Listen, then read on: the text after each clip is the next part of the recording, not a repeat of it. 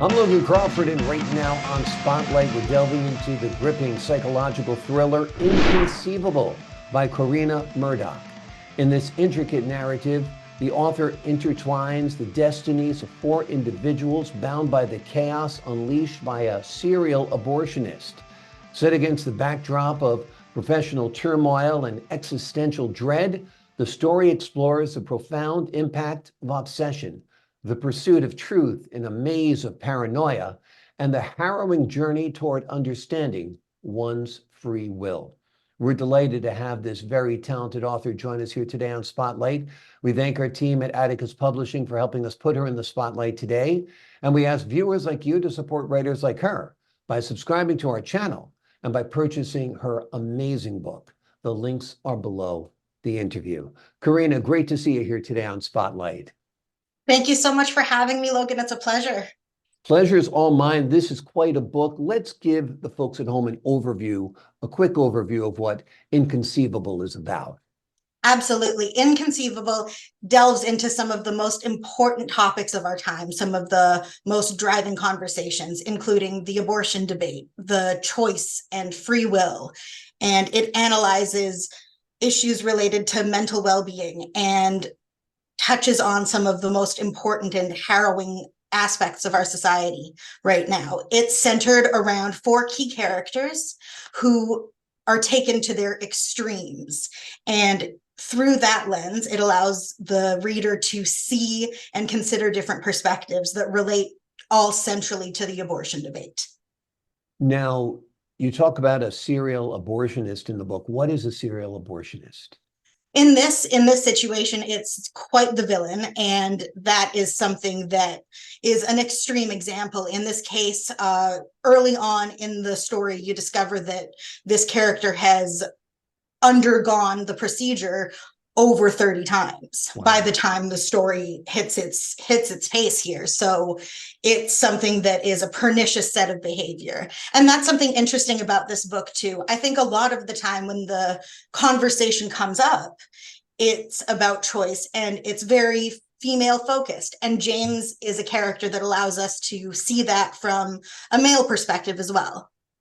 Do you view the book as pro-choice or pro-life, or you leave it up to the reader to decide? I think it's an honor and a privilege to be a fiction writer, meaning I think that it's up to the reader. I get the honor of being a part of such an important conversation, but ultimately the choice comes down to the reader. And that's why I want to open a discourse about something as important as the abortion debate through the lens of fiction. It gives you that safety and that comfort.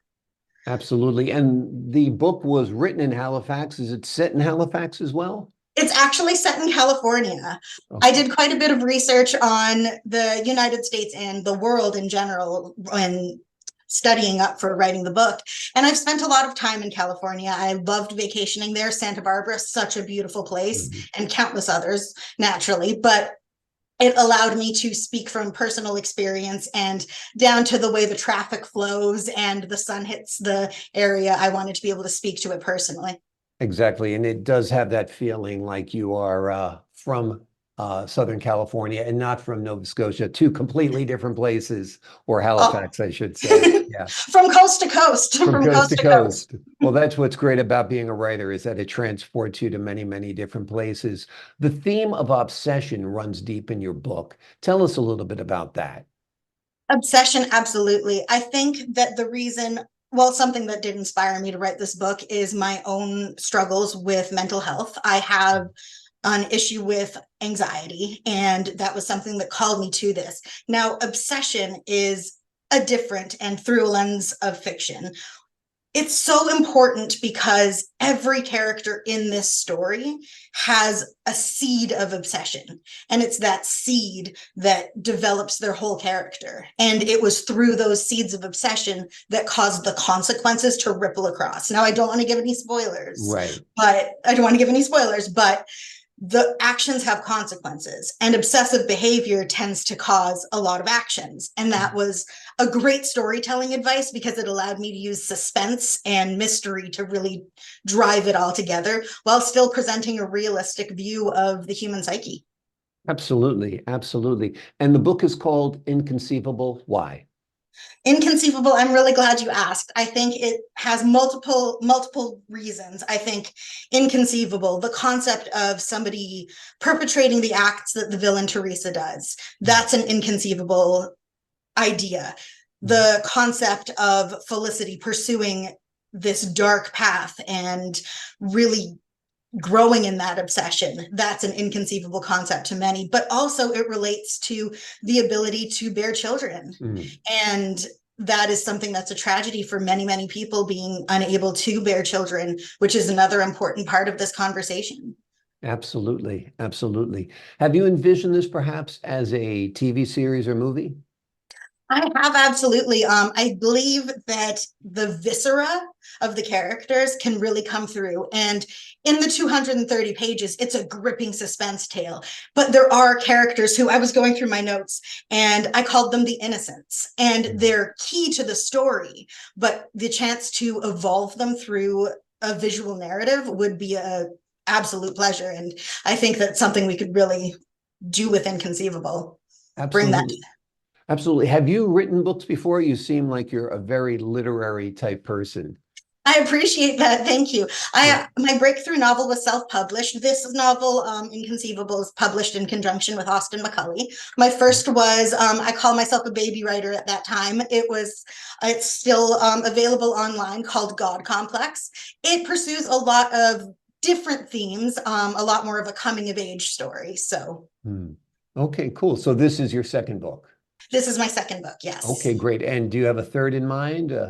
Well, I don't want to give any spoilers, but Theresa, that tricky one, is up to no good. And I do have some stories in the works right now, creating a framework for the sequel. It's important also to stay up to date on current events because this is such a relevant conversation. I'm excited to see where that opportunity takes the conversation and the story. Absolutely. And now the question of abortion is going to truly impact the presidential race here in 2024. I don't know what the situation is in Canada. I'm not aware of the climate there. But where do you think we are when it comes to the issue of abortion, balancing the rights of women, balancing the rights of the unborn, and all of that? It's a very complex issue for sure. It is. It's a complex issue that one way or another affects all of us. It's an important matter of discussion. I believe that it's so individual to each person to have their experience, and the climate in not just the United States, Canada, the whole world is so up in the air right now, which makes it so important to determine where we all stand on that and to at least open that up. Do you think it's best if government stays out of it and just lets it be a personal decision, a personal choice? I think choice is a major subject, and that's a really good question. I believe that government has a core role in maintaining a society. I also believe that people have their own individual stories that I can't necessarily speak to all of them. Right. That's why I'm so proud to be a part of a narrative that takes it to the very extreme and lets us take a look at those characters and maybe come out with a different view than we had when we went in, or perhaps reinforce our views about whether government should be involved or whether it's a personal choice or a little mix of both. You made the characters in the book seem so real. Did you base them loosely on people you know, or tell us a little bit about crafting the four individuals upon whom the story centers? Well, everybody in this book is a work of fiction, and that's something I'm really proud of. It is a composite of all experiences that I've had, traveling, living, and writing. I worked as a reporter for quite some time, and getting to meet people and see across this whole continent how diverse people are. And I always love chatting with people. So getting those stories from people that will naturally inspire you, and then I get to use my own creativity to bring something like this to life.